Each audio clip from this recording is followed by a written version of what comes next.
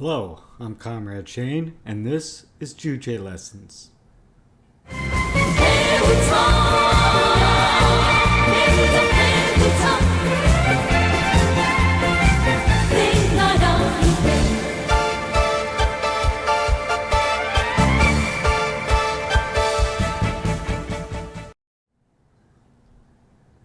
As an independent creator, my work on all channels and platforms is sustained through the generous donations of supporters and comrades. It allows me to focus as much time as possible on content creation. My PayPal is in the description of the video for anyone who is able and would like to contribute. Thank you.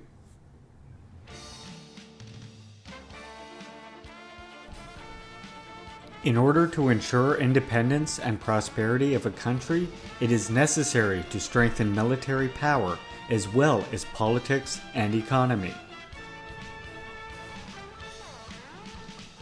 General Secretary Kim Jong-il once said, quote, "Implementing the principle of self-reliant defense means defending one's country by one's own efforts," unquote.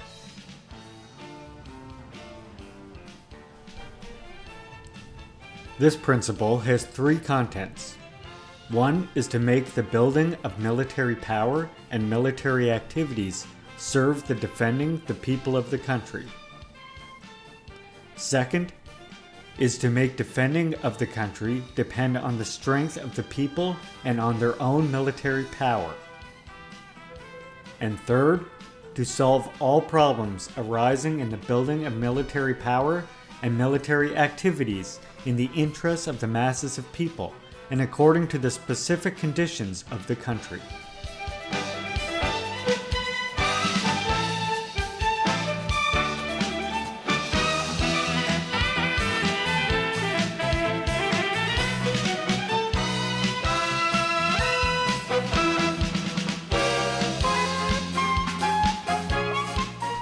To make military activities serve the defending of the country means to make the building of military power and military activities become the means to defend one's sovereignty and the people's independent and creative life. Rather than in the case of capitalist society, which makes the military power of a country defend the interests of capital and thus aligns with corporate interests against humanity.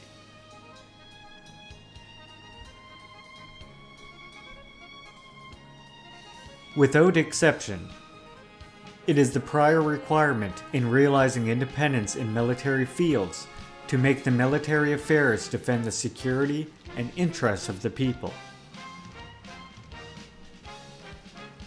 The people's demand and interest in the military field is to provide a guarantee for the people to lead an independent and creative life as true masters, free from subjugation of other countries.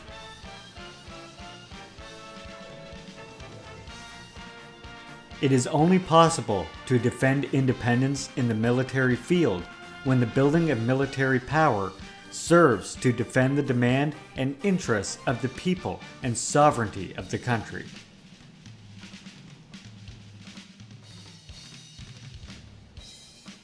The masters of military affairs are the party and people in that country. And it is the people who build military power and defend the country. No external nation can replace the masters in defending the country. The party and people in each country can get or give help from and to fraternal and friendly countries in defending the country from imperialist invasion. Such support and cooperation are important in defending the independence and sovereignty from the imperialist invasion. But they are just that, support. The main factor is the strength of one's own. When one's strength is properly prepared, external assistance can indeed be useful.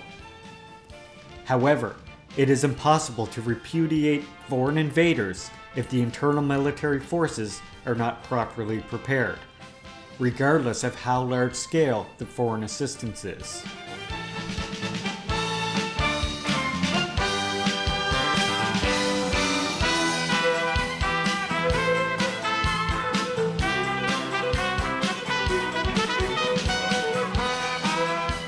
Now, each country has different political, economic, and military potentials, and different armed equipment, topographical conditions, and specific conditions.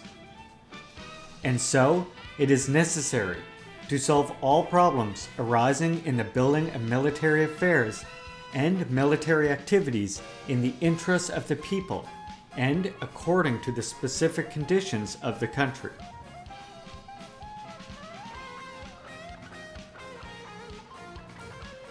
To defend oneself by one's own strength is the principle and standpoint of self-reliant defense. To ensure self-reliance in defense is the fundamental principle for building an independent sovereign state.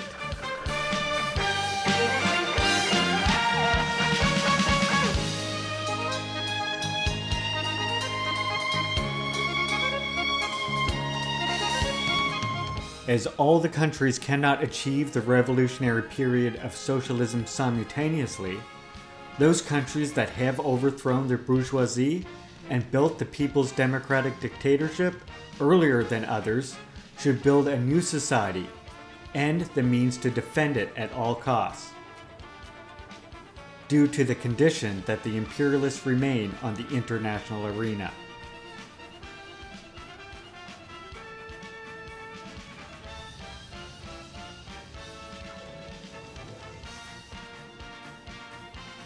Imperialism, whose intrinsic nature is plunder and aggression, is the root and cause of invasion and war.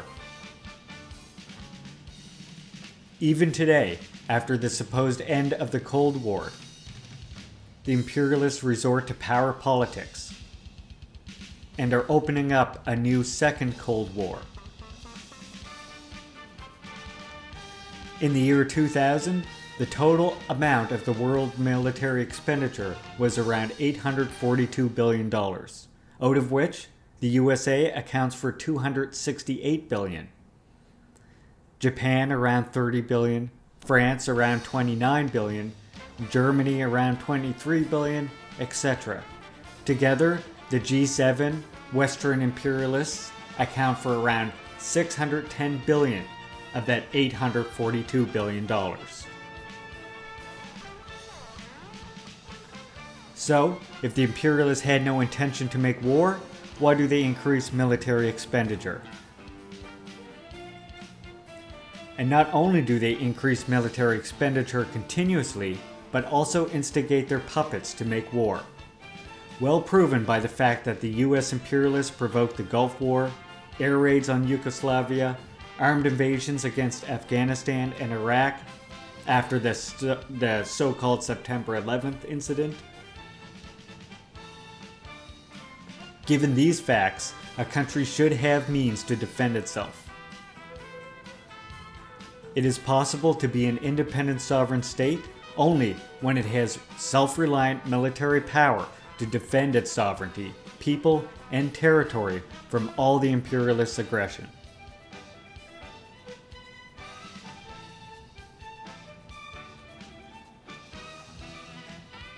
Self-reliant defense is the military guarantee for political independence and economic self-sufficiency. Only with self-reliant military power is it possible to defend political independence.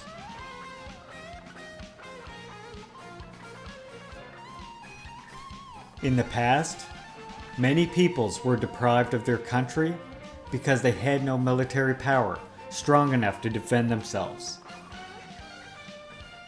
Self-defensive military power is necessary for economic self-sufficiency too. The building of an independent national economy requires peaceful conditions, which is guaranteed by military power.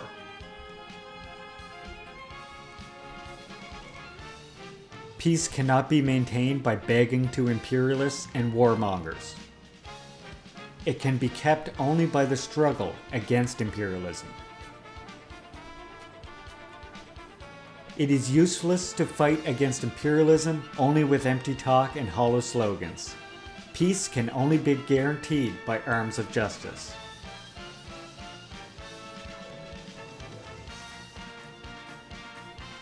Thanks to the army-based politics originally created and implemented by General Secretary Kim Jong-il. In Korea, the people rose in the building of a powerful socialist country. The practical fighting experience of the Korean people who defended the cause of socialism proves that politics that solves all problems on the principle of giving priority to military affairs and pushes ahead with the overall cause of socialism regarding a people's army as the pillar of revolution and depending on it is the main guarantee for the victorious advance of socialism against imperialist provocative moves.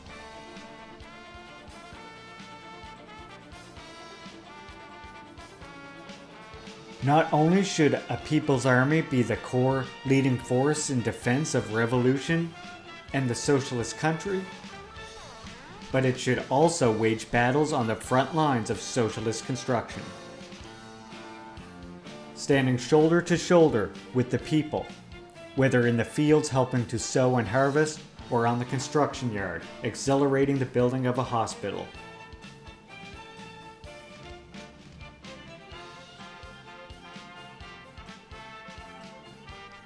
These two aspects of being the leading force of defense of the country and the leading force in socialist construction is why DPRK considers the People's Army to be the pivot and driving force of revolution. The lesson, alongside the knowledge Juche elucidates that human consciousness causes all human activity and ideology is key in shaping the direction of these activities. The lesson that teaches us is that the main force of revolution is not invariable in any era, society, or revolution, nor is it a question able to be solved solely on the basis of class relations. Because what is most important is the revolutionary working class ideology of communism, scientific socialism. While the tendency to focus mechanically on the basis of class relations alone in solving the question of the main force of revolution in a given society is, in fact, an expression of dogmatism and flunkeyism towards preceding theories and experience.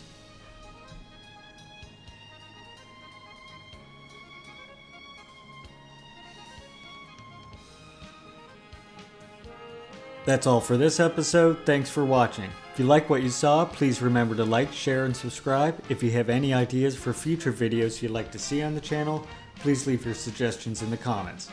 Be sure to check out our other social media pages on Facebook, Twitter, and Instagram, etc. Red salute, comrades.